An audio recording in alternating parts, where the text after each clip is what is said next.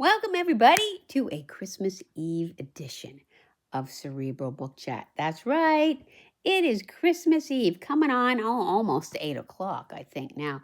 And I thought I had the most beautiful thing happen. My wonderful students just made my day, just made my Christmas Eve. I got 3 presents and they were delivered, like from Santa. It was so beautiful. This fellow came and I was like, I'm not expecting anything. And he dropped them off for me, this fellow. And I'm like, oh my goodness, it was such a surprise. I wasn't expecting anything. Really, because goodness is its own reward. I think so. So I just want to, shout out to my wonderful students for the beautiful gifts that you guys gave me, because you guys are beautiful gifts as well. And I know that you will be as you move along in your journey. So thank you, guys. So anyway, we're going to talk about a book. And it's it's appropriate because it is Christmas Eve and it's about Christmas Eve. And I think I talked about this one. Boom.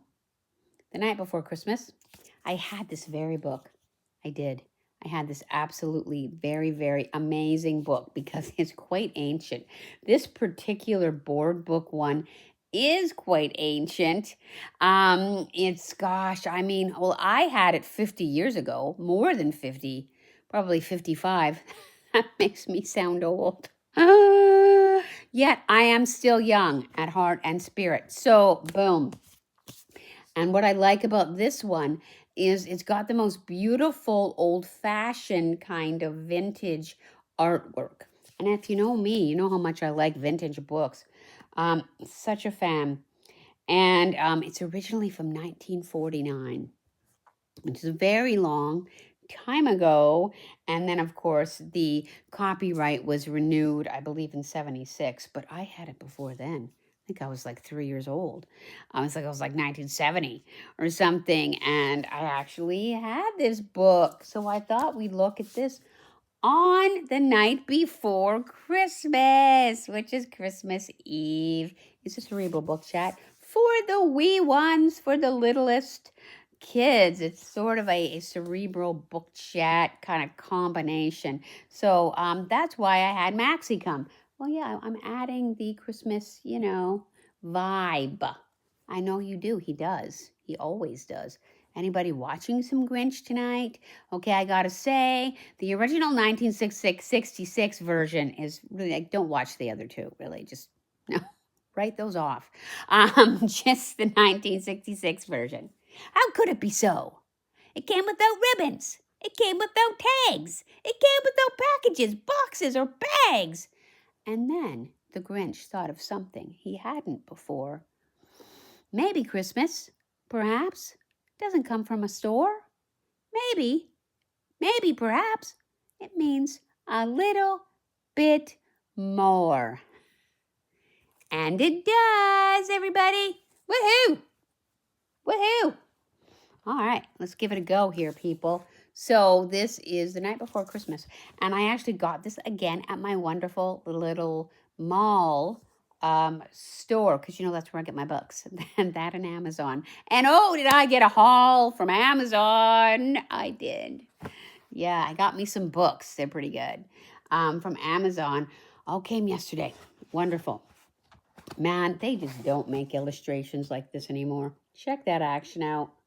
Can you see it? Look at how beautiful that is. Oh my goodness. I remember when I was so little, I really did like it. And it says December 1822.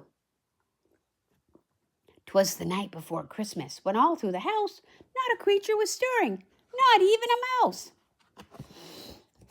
There you go. Oh, hang on. Yeah, it's live right now. So we're doing it. The stockings were hung by the chimney with care in hopes that St. Nicholas soon would be there. Because St. Nicholas was a real person, right? He really was a real person and continues to be, right? Santa. The children were nestled all snug in their beds while visions of sugar plums danced in their heads. Look at that. Yeah, it's Victorian. as I love the Victorian era, so it's Victorian. And Mama in her kerchief and I in my cap had just settled down for a long winter's nap when out at the lawn there arose such a clatter. Remember from the Santa Claus? Rose such a clatter. It's kind of funny. I sprang from my bed to see what was the matter. I went to the window. I flew like a flash, tore open the shutters, and I threw up the sash. Like, look at that. They had quite a fancy house, these people, I'm thinking. I think they were wealthy. So, that's good, Okay, here we are. The moon on the breast of the new fallen snow gave a luster of midday to objects below. What to my wondering eyes should appear but a miniature sleigh and a tiny reindeer. With a little old driver so lively and quick, I knew in a moment it must be St. Nick. There you go. There you go. Okay, let's keep going. More rapid than eagles, his coursers they came, and he whistled and shouted and called them by name. Now Dasher, now Dancer, now Prancer and Vixen, on Comet, on Cupid, on Donner and Blitzen, to the top of the porch, to the top of the wall. Now dash away, dash away, dash away all. I believe they're dashing away. So, let's see. As dry leaves before the wild hurricane fly, when they meet with an obstacle, mount to the sky. So up to the housetop the coursers they flew, with a sleigh full of toys, and St. Nicholas too. Ooh, let's see what's going to happen. And then, hang on, it's a board book, so it's pretty sturdy. And then in a twinkle I heard on a roof the prancing and pawing of each little hoof. As I drew in my head and was turning around, down the chimney St. Nicholas came with a bound. He was dressed in all fur from his head to his foot, and his clothes were all tarnished with ashes and with soot. A bundle of toys he had flung on his back, and he looked like a peddler just opening his pack. Well, there he is. That's Santa. There he is. Oh, his eyes, how they twinkled. His dimples, how merry. His cheeks were like roses. His nose like a cherry. His droll little mouth was drawn up like a bow. And the beard on his chin, well, it was as white as the snow. The stump of a pipe he held tight in his teeth, and the smoke, it encircled his head like a wreath. He had a broad face and a round little belly that shook when he laughed, like a bowl full of jelly. Oh, look at all the antique toys, man. There's so many. He was chubby and plump, a very jolly old elf, and I laughed when I saw him, in spite of myself.